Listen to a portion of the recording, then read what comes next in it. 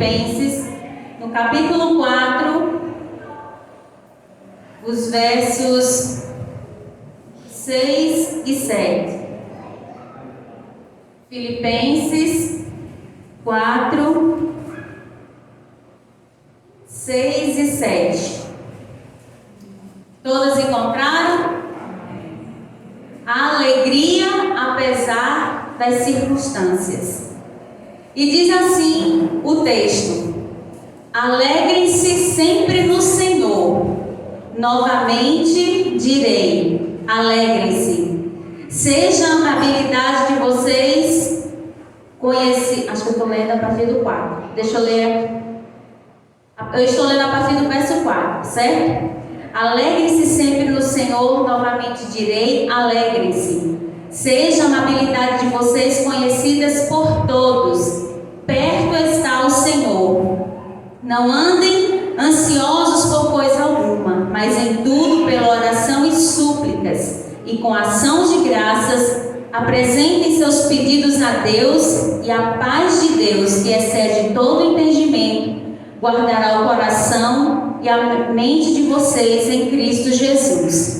Eu vou ler o que está escrito, aliás, na mesma passagem, mas na versão da palavra do Senhor, na versão A Mensagem, que diz assim: não se aflijam, nem se preocupem. Os versos 6 e 7. Em vez de se preocupar, orem.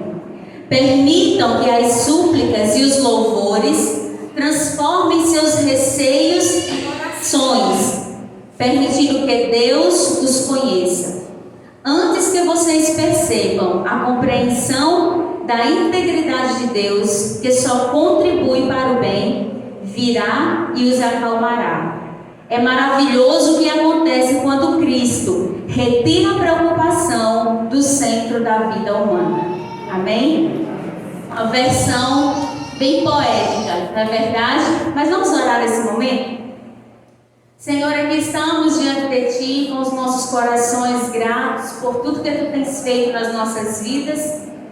E também estamos aqui, Senhor Deus, desejosos de aprender do Senhor, desejosos de ouvir a Tua palavra. Ó Senhor Deus, fala aos nossos corações, que o Senhor nos impulsione a sairmos daqui dispostas a vivermos tudo o que aprenderemos nessa noite, em nome de Jesus. Amém.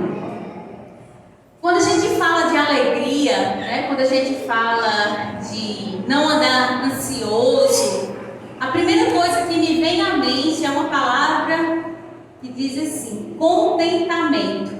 Acredito que todos nós já ouvimos falar essa palavra em algum momento da nossa vida, né? Contentamento. E o que seria contentamento?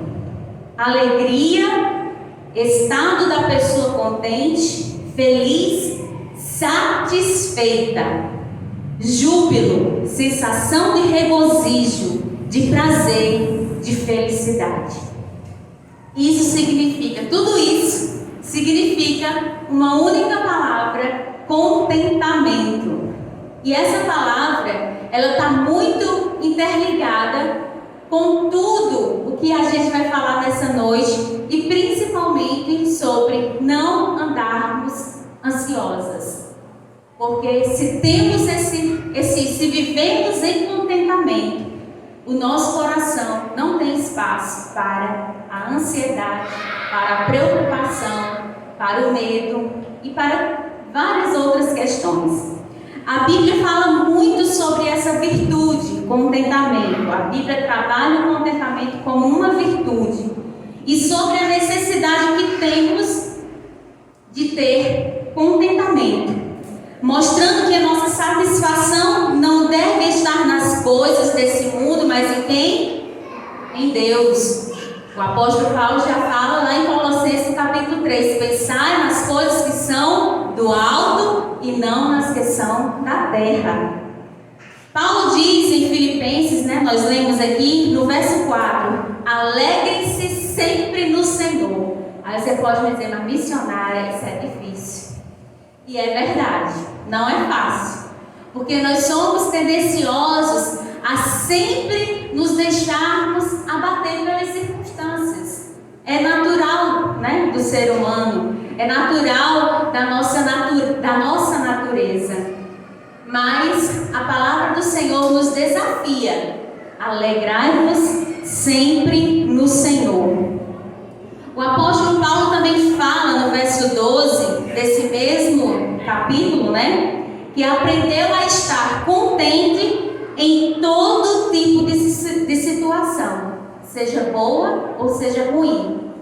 E ele fala que sabia passar por provações, mas sabia passar pela abundância, né? Sabia passar pela tristeza, mas sabia passar pela alegria. E aí ele fala aquele versículo que a gente gosta muito de usar, né? Que é Filipenses 4,13. Tudo posso naquele que me fortalece. E a gente acaba usando essa passagem só para dizer assim, né? Que eu sou vitorioso em tudo, porque eu sou capaz por causa disso, daquilo outro. Mas a palavra nos mostra, Paulo nos mostra que quando ele disse que podia todas as coisas, de fato, ele podia passar por todas as circunstâncias, fossem boas ou fossem ruins, mas o Senhor lhe fortalecia. A sua força estava no Senhor e não na sua própria capacidade de conquistar, de vencer, de ultrapassar. Não, ele sabia que ele dependia de um Deus todo-poderoso. Ninguém melhor do que Paulo para falar sobre isso. Afinal, ele passou muitas e muitas dificuldades. Foi agredido, apedrejado, quase morreu algumas vezes, né? Foi preso, passou por várias prisões, mas mesmo assim ele diz ter aprendido a estar contente. E contentamento vem disso, de estar contente em toda e qualquer situação. E aí a gente pensa, mas será possível que Paulo estava levando açoite, apanhando, sofrendo, preso, e ele ainda estava contente, satisfeito?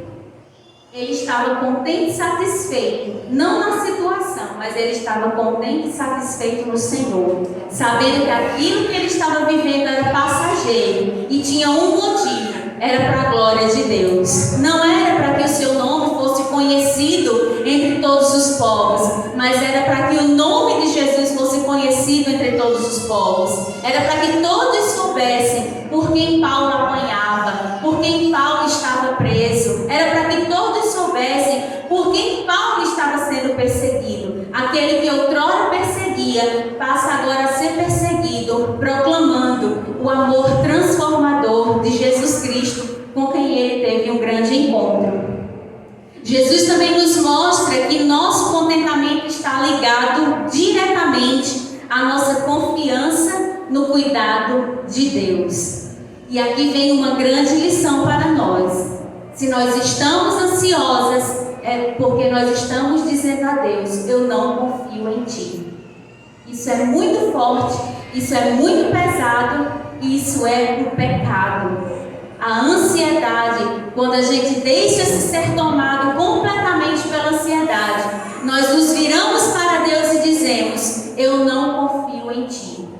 Que essa não seja a nossa atitude, que a nossa atitude seja a de nos entregarmos completamente aos cuidados do Senhor, confiantes nele.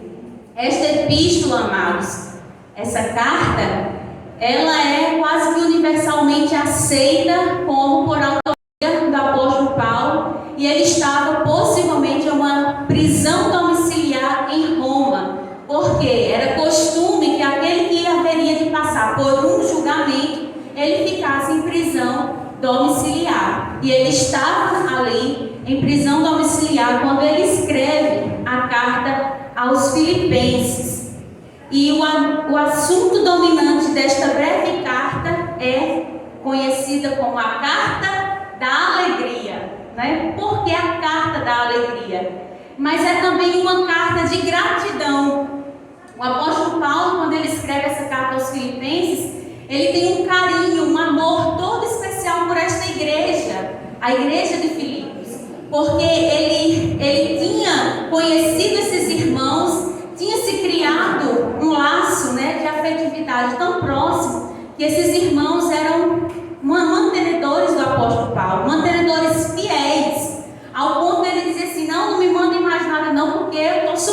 já tenho tudo que vocês me mandaram, foi suficiente, né? E aquela igreja tinha um carinho muito especial pelo apóstolo Paulo. E Paulo ora por eles. Na carta de Filipenses, a gente vê a passagem que Paulo diz: eu oro por vocês. E ele ora e pede que Deus fortaleça aquela igreja, porque eles haveriam de passar por perseguições, eles haveriam de passar por situações difíceis.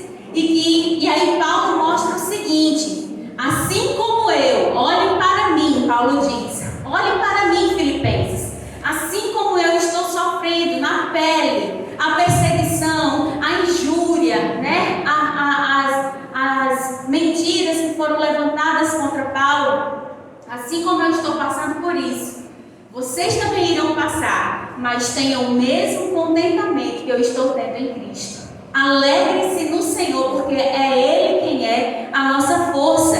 E essa carta vem recheada de exortação, de gratidão e de alegria para aquela igreja, para que aquela igreja se fortalecesse, permanecesse fiel, mesmo diante de tamanha perseguição e de tamanha acusação, que eles permanecessem fiéis. Apesar da situação em que Paulo se encontrava, ele ainda esbanjava forças e motivos para alegrar-se em Deus. A gente não consegue de repente ter a dimensão do que Paulo estava passando e do que aqueles irmãos estavam vislumbrando tamanha perseguição, porque graças a Deus, louvado seja o Senhor, que nós temos liberdade aqui no Brasil. Nós temos liberdade para estar nesse espaço maravilhoso, todo preparado para nos reunirmos e glorificarmos a Deus. Mas tem muitos países aí afora que não têm essa mesma liberdade. Mas eles se esforçam por buscar ao Senhor, mesmo em meio à perseguição. E eu sempre costumo falar esse testemunho que eu escutei no meu primeiro ano no Betel, lá em João Pessoa, quando um representante da Portas Abertas, vocês aqui conhecem muito bem, trabalha no DIP aqui, um representante da Portas Abertas dá um testemunho de uma visita que eles fizeram à igreja perseguida na China. E era uma igreja subterrânea, e eles estavam lá debaixo do chão, né, todos escondidos, em uma reunião de oração, e aquela equipe que representava a Portas Abertas estava ali e disse assim: nós queremos ter o prazer de orar por vocês, a igreja perseguida da China. E o que vocês gostariam de pedir? Vocês querem que a gente ore, peça ao Senhor para que Deus acabe com a perseguição? E a resposta imediata deles foi: não. Nós não precisamos que a perseguição acabe. Nós precisamos que Deus nos dê forças para suportarmos a perseguição, mesmo em face à morte, nós não negarmos o nome do Senhor. E o que Paulo estava mostrando para aquela igreja em Filipenses era exatamente isso: vocês perseverem, mesmo que diante de vocês esteja a morte, mas permaneçam firmes.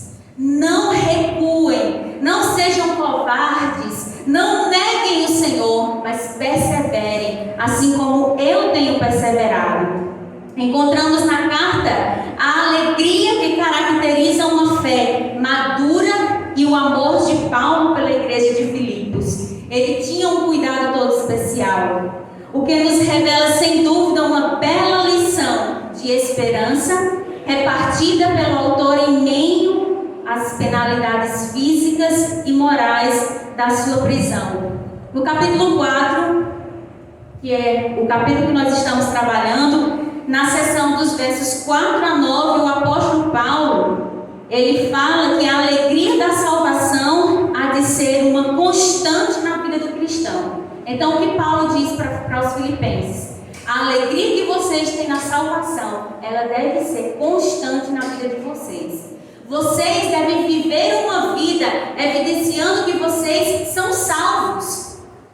Então, permaneçam alegres, permaneçam satisfeitos na vida que o Senhor tem concedido a vocês. Independente das circunstâncias, glorifiquem a Deus. Que tudo seja apresentado diante dele com oração, com súplicas, que é o que a gente vai ver mais à frente. Ele exorta os crentes a confiar plenamente no Senhor, que está perto. E eles tinham esse sentimento: o Senhor logo voltará. Então eles viviam todos os dias deles com aquela certeza: o Senhor logo vem, o Senhor em breve virá. E nós precisamos estar prontos, nós precisamos estar firmes, nós precisamos ser encontrados por Ele, prontos para esse grande reencontro. E Ele exorta para que eles permaneçam assim, cheios desta certeza de que o Senhor viria, o Senhor estava perto.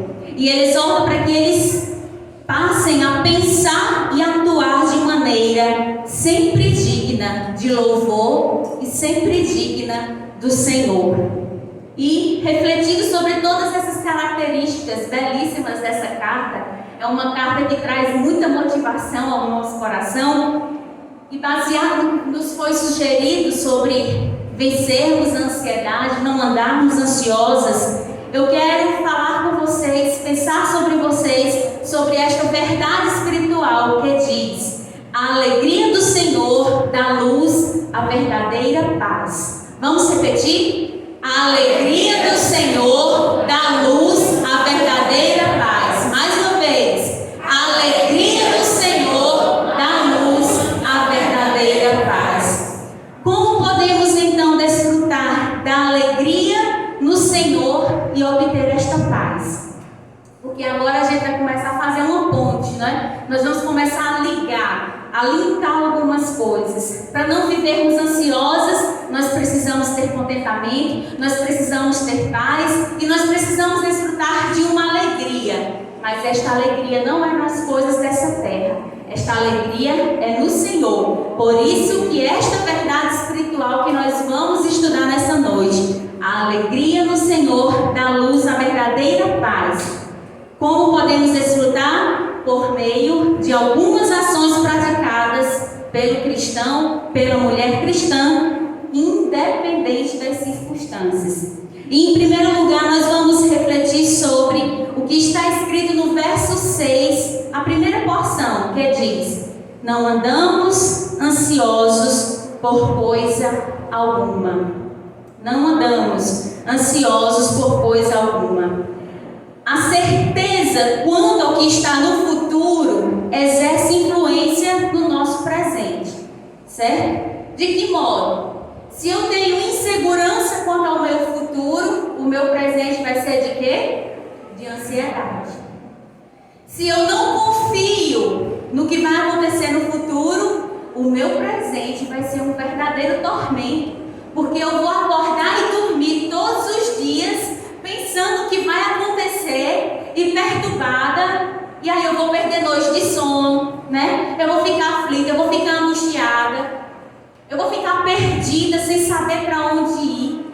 Então, quando nós confiamos que o nosso futuro está aos cuidados do Senhor e o que Ele tem para nós é pensamentos de paz e não de mal para nos dar um final feliz, então a gente não precisa viver ansiosa, né?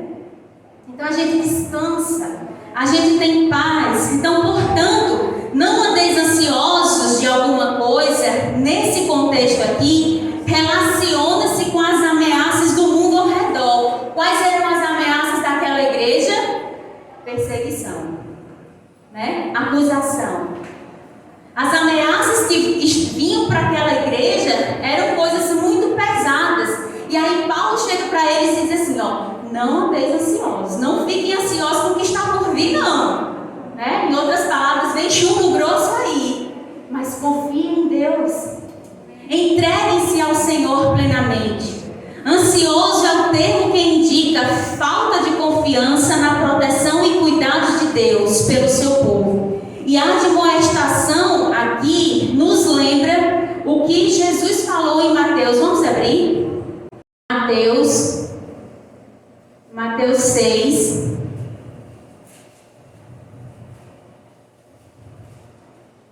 Mateus 6, do 25 ao 34. Não dá tempo a gente ler tudo, né? A gente vai só relembrar o que é que Jesus fala nessa passagem aqui, em Mateus 6, do 25 ao 34. Ele diz: se vocês se decidirem por Deus, vivendo para cultuá-lo, não ficarão aflitos por comida, pela comida que terão de pôr na mesa, ou se o guarda-roupa está fora de moda, né? O guarda-roupa está vazio. Há muito mais coisas na vida que a comida que vai para o estômago. Há muito mais coisas para se ver que as roupas que vocês usam. Olhem para as aves livres e desimpedidas. Não estão presas a nenhum emprego e vivem despreocupadas aos cuidados de Deus. E vocês valem para Ele muito mais que os passarinhos. Será que alguém consegue ficar 1 centímetro mais alto preocupado diante do espelho? As palavras de Jesus, elas são muito interessantes, né?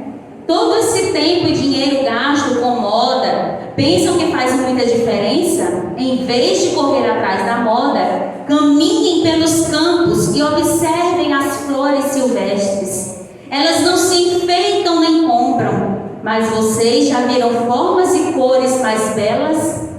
Nós temos aqui algumas flores artificiais. Eu já acho as coisas mais lindas do mundo. E essas flores que foram feitas aqui, ó, para ornamentar. Que coisa mais bonita? E as flores naturais?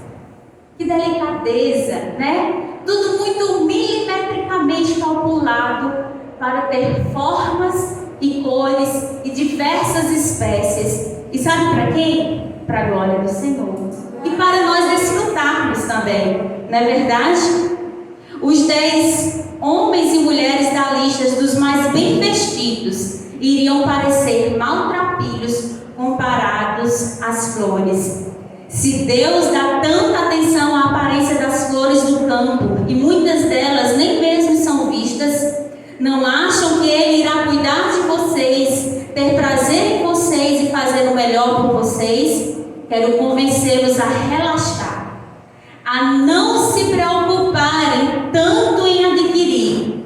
Em vez disso, prefiram dar correspondendo assim ao cuidado de Deus. Quem não conhece Deus e não sabe como Ele trabalha é que se prende a estas coisas, mas vocês conhecem Deus e sabem como Ele trabalha. Orientem sua vida de acordo com a realidade. A iniciativa e a provisão vêm de Deus. Não se preocupem com as perdas e descobrirão que todas as suas necessidades serão satisfeitas. Estas são palavras do Senhor Jesus para nós, e elas são tão atuais quanto no tempo passado. Isso aqui mostra que às vezes a gente se preocupa de fato demais, sem necessidade. Aí você diz: ah, missionária, mas você não sabe o que é ter um filho e não ter o que dar a ele de comer, não ter um leite, não ter um pão, e você ficar preocupado: o que é que eu vou dar meu filho amanhã? Mas o Senhor nos ensina como deve ser o nosso comportamento. Nós talvez não sabemos o que comeremos amanhã, mas nós temos certeza que o Senhor proverá. Foi isso que Abraão falou para o seu filho. Quando eles estavam subindo ali o monte, Isaac olha para ele e diz assim: mas tem tudo aqui. Tem a lenha, tem o cutelo, tem tudo direitinho. E cadê o cordeiro para o holocausto? E qual é a resposta de Abraão? Deus proverá o cordeiro para o seu sacrifício. Ele proveu o cordeiro naquele sacrifício que ele pediu à lei de Abraão. E ele proveu também um cordeiro puro, santo, irrepreensível, o filho dele, o próprio filho dele. Ele pediu a princípio que Abraão entregasse o seu filho, mas ele não permitiu que Abraão o sacrificasse. Mas o seu próprio filho, ele o entregou e ele o sacrificou em uma cruz em favor de mim e de você. Então, por que não confiar nesse Deus que providenciou a redenção para a vida de todos aqueles que estão perdidos no lamaçal do pecado? O Senhor nosso Deus, Ele é Deus galardoador. Ele tem prazer em nos abençoar. cuidar. Ele tem prazer em demonstrar o seu cuidado para conosco. E isso não é simplesmente para nos agradar, mas é para glorificar o seu santo nome, porque Ele é fiel a si mesmo e aquilo que Ele fala, Ele cumpre. Amém? Não importa se tem motivos para estar ansiosa, não importa se logo à frente encontrarei a morte. O que importa é que Cristo seja engrandecido nas nossas vidas. A alegria em Deus é, portanto, um ato desafiador, porque mesmo que motivos todas nós aqui tenhamos para estarmos ansiosas, para estarmos aflitas, para estarmos tristes, nós ousamos colocar Deus em primeiro lugar na nossa vida.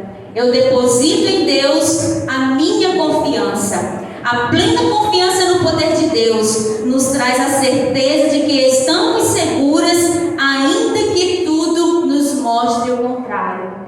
Ainda que a gente esteja vislumbrando uma tempestade, mas a segurança em Deus, a confiança em Deus nos dá a certeza de que tudo ficará bem. Ele está conosco, Ele está comigo, e nós não seremos envergonhados nem confundidos. Em segundo lugar, ainda do verso 6, a segunda porção diz assim: apresentamos as nossas petições a Deus pela oração e súplica e com ação de graças. Essa é a segunda atitude que a gente pode extrair desse texto. Essa é a segunda ação que a gente pode extrair desse texto. Além de não andarmos ansiosas, apresentarmos as nossas petições e súplicas. Mas não para por aí. Ainda tem uma outra atitude, com ação de graças. E o texto ele é completo. A passagem ele é completa. De modo positivo, os filipenses são aconselhados a apresentar suas petições. Isto é, são pedidos específicos. A gente não chega diante de Deus sem saber o que dizer e vai igual uma metralhadora. E a oração não tem começo, nem meio, nem fim. O Senhor, Ele gosta de nos ouvir. O Senhor quer nos ouvir. Mas saibamos o que vamos falar para esse Deus. E quando a gente não souber, recorremos ao Espírito Santo que intercede por nós com gemidos inexprimíveis. Mas não cheguemos diante de Deus como tagarelas, que simplesmente abre a boca e fala palavras ao vento aí de qualquer jeito. Mas sejamos servos e servas que sabem com quem está falando. Nós sabemos com quem nós estamos falando. Nós estamos falando com Deus único, Criador e Todo-Poderoso, mas que também é o nosso Pai, que está bem perto. Então saibamos como falar com o nosso Deus. Não fiquemos jogando palavras ao vento e desperdiçando aquelas horas tão preciosas de oração na presença do Pai. Às vezes a gente fala com Deus como se Ele não nos ouvisse. Às vezes a gente se prostra diante de Deus como se Deus não estivesse ali, sem temor algum, sem respeito algum. Às vezes a gente vem para a igreja por pura religião. E não é assim. A palavra do Senhor diz que nós devemos prestar ao Senhor culto racional. O que isso quer dizer? Nós sabemos o que estamos fazendo. Nós sabemos a quem nós estamos nos apresentando. E nós devemos ter temor no nosso coração. Esse temor não é medo, não. Medo de, meu Deus, Deus é aquele Deus que carrasco, e um velhinho que tem um cajado na mão e qualquer hora vai descer o sarrafo em mim. Não, Deus não é esse Deus. Não é esse Deus dos desenhos. Não é esse Deus das caricaturas, das telas pintadas. O nosso Deus, Ele é muito maior do que tudo isso. Ele é superior a qualquer imagem que seja construída nessa terra. Nenhuma imagem construída nessa terra consegue descrever a grandiosidade de Deus. Por isso Deus não se limita a uma imagem, porque Ele é grande demais. Ele é poderoso demais. Precisamos nos apresentar ao Senhor com esta consciência. Nós precisamos entender que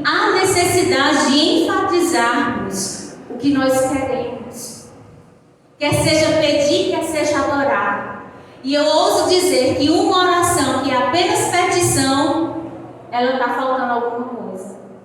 O Senhor, o próprio Jesus nos deu um modelo. Nós oramos adorando quem Deus é, não simplesmente pelo que Ele faz. Adoramos a quem Deus é, adoramos pelo que Ele faz, pelo que Ele tem feito e ainda há de fazer nas nossas vidas. Pedimos perdão pelos nossos pecados, intercedemos pelas necessidades do próximo e rendemos louvores na certeza de que Ele fará cumprir aquilo que Ele nos prometeu. Assim deve ser a oração, composta por todos esses significados, por todos estes pontos. E às vezes a gente fica, mas eu não vou orar porque eu não sei orar. Será que a gente não sabe falar com o nosso Pai? Se a gente fala com o nosso Pai da terra, por que não sabemos falar com o nosso Pai do céu, que tem cuidado de nós e tem interesse em saber das nossas necessidades? E aí a palavra nos diz também que o Senhor conhece a palavra antes mesmo de chegar à nossa boca. Aí você vai dizer, para que Ele quer ainda ouvir o que eu tenho a dizer? Porque não é que Ele precisa de nós, mas é porque nós precisamos dEle. E somos nós que precisamos dizer a Ele o que temos necessidade. Somos nós que precisamos desse relacionamento que só é possível por meio da oração, da leitura diária da palavra do Senhor, da obediência. Orar, ler a Bíblia e não praticar, a gente joga tudo fora, porque a gente precisa praticar aquilo que a gente fala com o Senhor, aquilo que a gente lê na sua palavra, que Deus fala conosco, a gente tem que obedecer, a gente tem que praticar. É como o apóstolo Paulo fala em Colossenses no capítulo 1, verso 10 ou 13, se não me falha a memória, que vivamos de modo digno do Senhor. É isso que Ele quer de nós. Que testemunho nós temos dado por onde nós temos passado? Às vezes o que falam de nós revelam exatamente mulheres ansiosas. Quando deveriam falar de nós, mulheres que confiam em Deus. Mulheres que são dependentes do Senhor. Mulheres que são cheias do Espírito Santo, que por onde passa reflete a glória e o brilho de Cristo. É por meio da oração incessante, onde colocamos diante de Deus todas as nossas necessidades, que obtemos força, não em nós mesmos, mas é por meio de uma vida de dedicação e de uma vida piedosa que nós encontramos forças em Deus. E era isto o que Paulo ensinava à igreja de Filipos. E ele vivia. É por isso que ele pôde dizer: sede meus imitadores, como eu sou de Cristo. Que possamos dizer: sede meus imitadores, como nós somos de Cristo. Que possamos refletir a glória do Senhor. Há, todavia, um fator adicional bem significativo a esta prática de apresentar as orações, as súplicas. E possivelmente, os estudiosos falam que talvez Paulo ele tivesse usado orações e súplicas por dois motivos. Porque a oração era simplesmente um falar, era um expressar de algum sentimento. E a súplica era uma expressão de necessidade, era uma oração de necessidade, onde clamava ao Senhor por uma necessidade. E aí Paulo ele mostra aos filipenses: orem, falem com Deus, mas peçam por suas necessidades também. Porém não esqueçam de algo: as petições hão de ser feitas com ação de graça. E sabe o que isso significa? Fé. Isso significa fé na certeza de que aquele com quem nós falamos, Ele ouviu. E Ele nos responderá conforme a sua vontade, que é boa, perfeita e agradável. E a vontade do Senhor, ela não deixa nada a desejar. Pode até ser que a resposta que Ele nos dê não seja a que nós queríamos, mas com certeza será a melhor para nós. Que nós depositemos no Senhor todas as nossas necessidades por meio da oração. Às vezes a gente fica querendo simplesmente que outros orem por nós, mas se nós descobrirmos o quão valioso e o quão precioso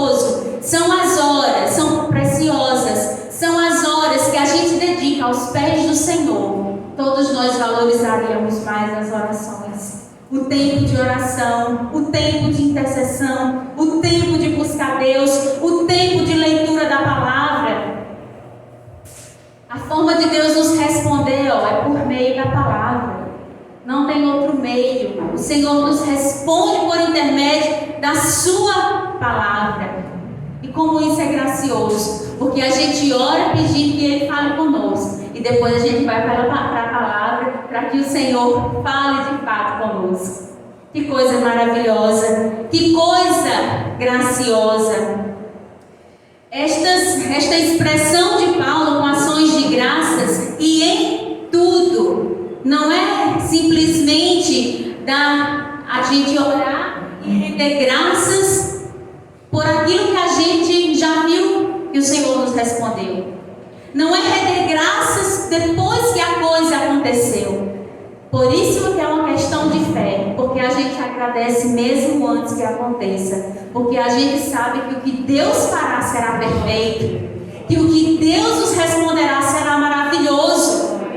E aí é impossível. Paulo, quando ele chega aqui, na verdade, Paulo ele explode em louvor a Deus e ele rende graças a Deus. Ele diz: eu quero que vocês façam a mesma coisa, tenham essa mesma atitude, que os seus corações sejam transbordantes de gratidão a Deus, acima de tudo por quem Ele é e por tudo que Ele já fez e por tudo o que Ele fará.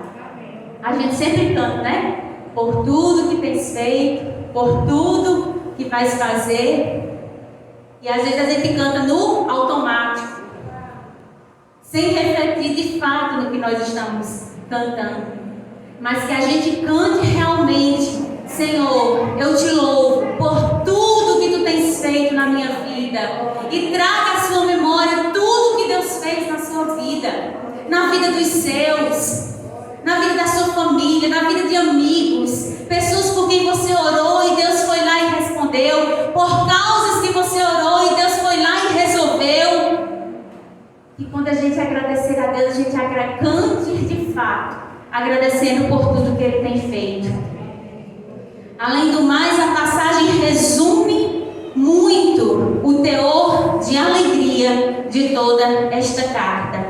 Em terceiro lugar, o verso 7, ele finaliza, ele fecha essa sessão dizendo assim: teremos a paz de Deus, que excede todo entendimento. Que coisa graciosa, que coisa maravilhosa. E, gente, a expressão que Paulo usa aqui, quando ele fala que a paz do Senhor guardará duas coisas, né? Mente e coração, certo? Está aí no verso 7. A paz do Senhor, a paz de Deus. E esta paz aqui, quando Paulo fala sobre isso, ele traz à sua mente a shalom de Deus lá do Antigo Testamento, que era sinônimo da presença do Senhor, e essa presença trazia segurança. Olha que coisa graciosa, como diz o pastor Chagas, isso é muito revelador. Paulo, quando ele pensa na paz do Senhor, ele está pensando na shalom do grande Yahvé, na shalom daquele Deus que é grandioso, mas se faz presente e manifesta total segurança. E ele lembra também, ele pega esse termo do termo militar, de um grande exército que se põe à frente da guerra, protegendo todos aqueles que estão ali, vistas a serem perseguidos, vistas a enfrentarem uma guerra, um grande dilema. E esse termo que Paulo usa é justamente para mostrar que essa guarda que está posta, né?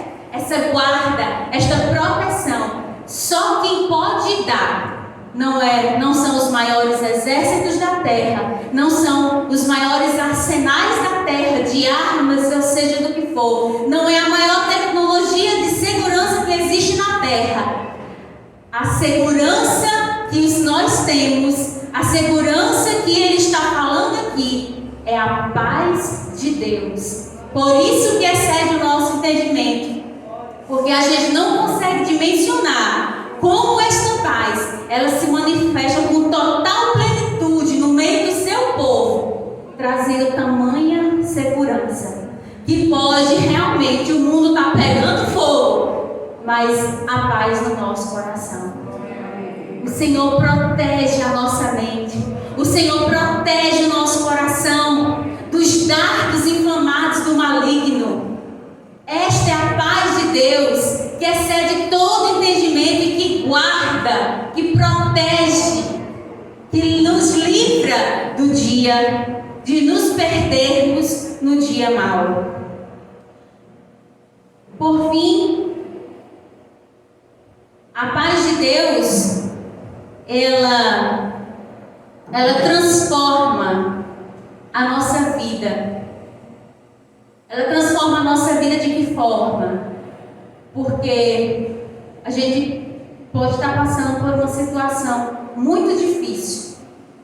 Uma situação que nós perdemos completamente o controle. Que virou um verdadeiro caos. E por causa disso, consequências vieram uma atrás da outra. Mas ainda assim, a gente consegue manter o equilíbrio. A gente consegue manter a tranquilidade, a certeza de que tudo ficará bem, porque eu sei em quem eu tenho crido. Esta era a paz que Jó tinha. Ele sabia que o seu Redentor vivia. Por isso ele declara com toda certeza: eu sei que o meu Redentor vive, e em breve ele se levantará, em breve ele agirá. Esta é a certeza que nós precisamos ter, e esta é a paz que deve inundar os nossos corações. Mas esta paz não está em nós, ela é em Cristo, e é por isso que a passagem diz: e a paz de Deus, que excede todo entendimento, guardará as vossas mentes e os vossos corações em Cristo Jesus. Sabe por quê? Porque se fosse guardado em nós mesmos, não dava certo. Não dava certo, porque a gente, para desistir de uma coisa, é ligeiro demais, né? Basta o carro apertar um pouquinho que a gente já está pedindo arrego. Mas esta paz que excede todo entendimento, que guarda a nossa mente, que guarda o nosso coração, ela está em Cristo Jesus. E em Cristo Jesus descreve a esfera em que se insere a vida do crente. Nós estamos radicados nele, nós estamos fortalecidos nele, nós estamos firmados, enraizados no Senhor Jesus. E aí pode vir a tempestade e o vento assolar nas folhas da nossa árvore da nossa vida, mas a gente não vai desfalecer, porque as nossas raízes estão bem firmadas. E quanto mais o vento assola, mais elas se aprofundam e se firmam nesse Deus Todo-Poderoso. Mediante a união com Cristo, em obediência à sua autoridade e submissão à sua vontade, os crentes, todos nós, descobriremos a segurança de nossas vidas à medida que se certificam da proteção divina, que é a paz de Deus. Para finalizar a nossa reflexão nessa noite, eu quero dizer que, apesar de tudo, estejamos sempre alegres, porque a alegria do Senhor dá luz à verdadeira paz, porque a alegria se baseia primeiramente na esperança de que, depois de sofrermos juntos, seremos juntamente glorificados, o que nos faz lembrar que nossas atuais tristezas pertencem somente a esta vida e que não é o nosso destino final. Por isso, a alegria do Senhor é a nossa força. Nos enchemos da alegria do Senhor, que traz esta verdadeira paz aos nossos corações, e que a gente não venha estar ansiosas, aprendendo com tudo que foi falado, com tudo que Paulo ensinou aos Filipenses e nos ensinou hoje também. Que o Senhor